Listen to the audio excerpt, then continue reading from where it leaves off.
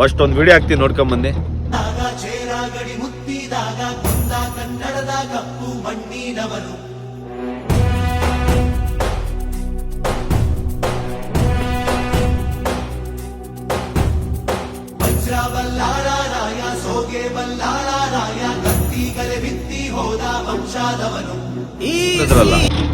ಏನ್ ಗುರು ಕ್ರೇಜ್ ಇದು, ತಮಾಷೆನೇ ಅಲ್ಲ.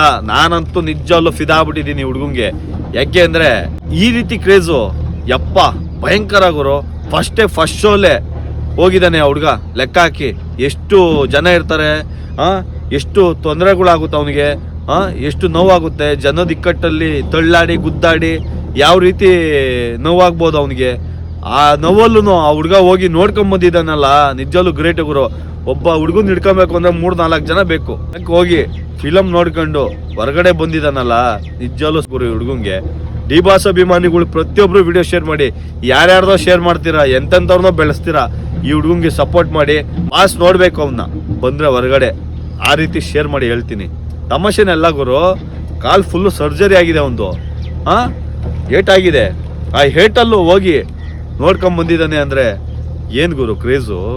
ತಮಾಷೆ ಅಲ್ಲ, ಆದ್ರೆ ನಿಜವಲ್ಲೂ ಪ್ರೂವ್ ಮಾಡಿ ತೋರಿಸಿದ್ಯಾ. ಯಾಕೆ ಅಂದ್ರೆ ಕಾಲ್ ಏಟಾಗಿದೆ, ಲಕ್ಷಾಂತರ ಜನ ಬಂದಿರ್ತಾರೆ ಥಿಯೇಟರ್ ಹತ್ರ. ಆದ್ರೂ ಕೂಡ ಒಂದು ಧೈರ್ಯ ಮಾಡಿ, ಒಂದು ಗಟ್ಟಿ ಮನ್ಸು ಮಾಡಿ, ನೀನು ನಮ್ಮ ಬಾಸ್ ಫಿಲಮ್ ನೋಡ್ಲೇಬೇಕು, ನಮ್ಮ ಬಾಸ್ ಹೆಂಗಾರು ಮಾಡ ಫಸ್ಟ್ ಶೋ ನೋಡ್ಲೇಬೇಕು ಅಂದ್ಬಿಟ್ಟು ನೀನು ಹೋಗಿ ಆ ಕ್ರೇಜಲ್ಲಿ ಹೋಗಿ ಮಧ್ಯದಲ್ಲಿ ಹೋಗಿ ನೋಡ್ಕೊಂಡ್ ಬಂದಿದ್ಯಲ್ಲ, ನಿಜಲ್ಲೂ ಗ್ರೇಟ್ ನೀನು. ತಮಾಷೆನೇ ಅಲ್ಲ, ನಿನ್ ಮುಂದೆ ಯಾರೂ ಇಲ್ಲ ಗುರು. ಜೈ ಡಿ ಬಾಸ್.